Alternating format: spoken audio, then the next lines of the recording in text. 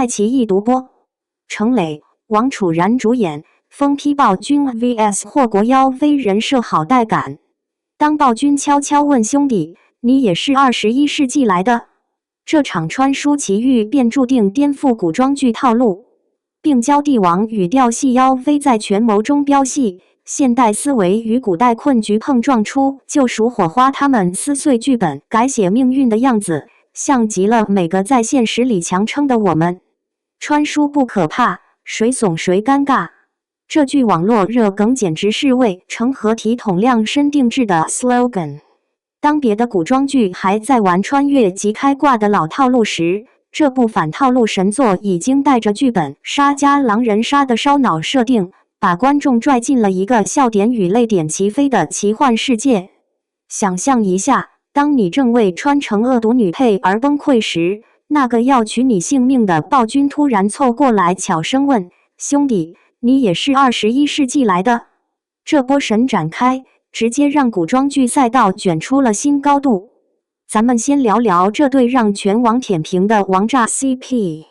王楚然饰演的于婉音，可不是传统意义上等着被拯救的白莲花女主。她的眼眸流转间，既有祸国妖妃的媚态，又藏着现代灵魂的狡黠。上一秒还在用指尖绕着发丝撒娇，下一秒就能踩着高跟鞋和权臣玩心理战。而程磊演绎的夏侯旦更是绝子，朝堂上他是阴质暴力的君王，袖中匕首寒光凛凛，退朝后却会对着铜镜练习现代微笑，这种撕裂感简直让人心疼到想冲进屏幕给他个拥抱。网友热评这对士兵教暴君调戏妖妃，光看人设就知道化学反应直接拉满。故事的开幕堪称大型社死现场。于婉音刚穿书就面临斩首危机，正盘算着如何跪求暴君饶命，却听见头顶传来一句带着试探的英文问候。两个现代灵魂在异世界确认身份的场面，简直比相亲现场还尴尬又刺激。夏侯旦用龙袍袖子遮掩着比划出剪刀手，于婉音差点条件反射掏出手机扫码加好友。当发现彼此都背着活不过3集的剧本时，这对男兄男妹立刻达成共识，什么宫斗宅斗都弱爆了，咱们要搞就搞个大的。但编剧显然不想让观众太好过。当于婉音靠着原著剧本当起人形攻略机，帮夏侯旦规避各种死亡 flag 时，他并不知道这个自称霸总穿越的男人，其实已经在吃人的深宫里独自挣扎了16年。那个会在深夜用指甲在墙上刻正字记录时间的少年，那个被迫学会面不改色饮下毒酒的帝王，早已把真实的自己锁在了灵魂最深处。直到某个雨夜，夏侯旦在梦魇中脱口而出的数学公式暴露真相，这哪是什么霸总，分明是个连高考都没来得及参加就穿来的初中生。这份刻意隐瞒的谎言反而成为情感升华的催化剂。当于婉音发现夏侯旦偷偷收藏着他丢掉的糖纸，当夏侯旦注意到他强装镇定时颤抖的指尖，两个孤独的灵魂终于撕下伪装。最令人拍案叫绝的是，他们没有沉溺于小情小爱，而是组成古代版商业互吹组合，一个在前朝飙演技扮演昏君，一个在后宫当戏精饰演妖妃，联手给反派下套的桥段简直堪比宫斗版猫鼠游戏。特别是两人故意在太后面前上演妖妃祸国戏码时，于婉音甩袖打翻琉璃盏的力道，夏侯旦佯装震怒时微动的嘴角，这种灵魂伴侣级的默契谁看了不喊声绝配。当然，成长的代价从来都不便宜。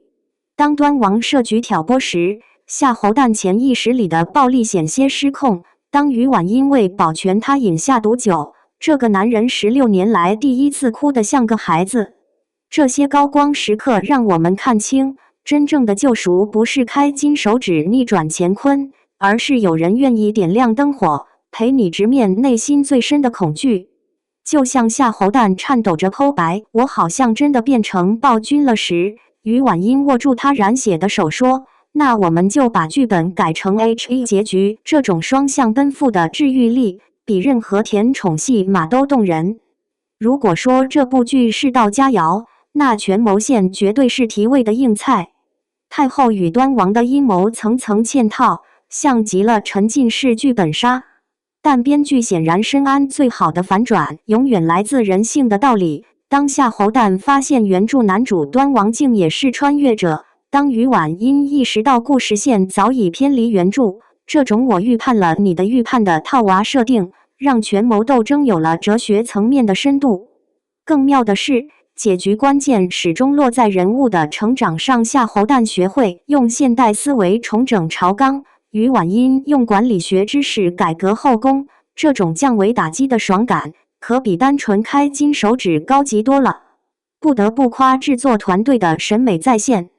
夏侯惇玄色龙袍上暗绣的龙纹，在烛光下会浮现出血色暗芒，与婉音并肩不摇的晃动频率，都暗合着他心绪起伏。最绝的是镜头语言的心理暗示，当两人坦诚相待时，画面总是暖黄明亮，而夏侯惇独处时，构图永远充满压迫感。这种用视觉叙事的手法，比直白的台词更能戳中人心。或许我们爱看成何体统，不只是因为反套路的爽感。就像每个在职场强撑的夏侯惇，每个在生活中扮演角色的于婉音，我们何尝不是在不同剧本里切换？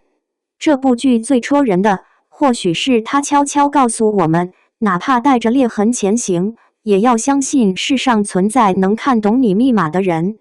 当夏侯惇最终放弃穿回现代的机会，选择留在由于婉音的时空，说这里才是真实，这种爱是心甘情愿的沉沦的命题，简直是对穿越题材的升华。现在敲黑板划重点：成何体统用沙雕外壳包裹治愈内核，权谋线烧脑但不晦涩，感情线甜蜜却不无脑。它证明了好故事不需要狗血套路，真实的人性碰撞永远最抓人。听说剧组连镜头都藏着摩斯密码式的细节，这等用心程度活该它未播先火。不知道各位吃瓜群众最期待哪个名场面？是英语相认的爆笑瞬间，还是雨夜坦白的虐心时刻？快来评论区唠唠，说不定官方真会采纳咱们的点子呢。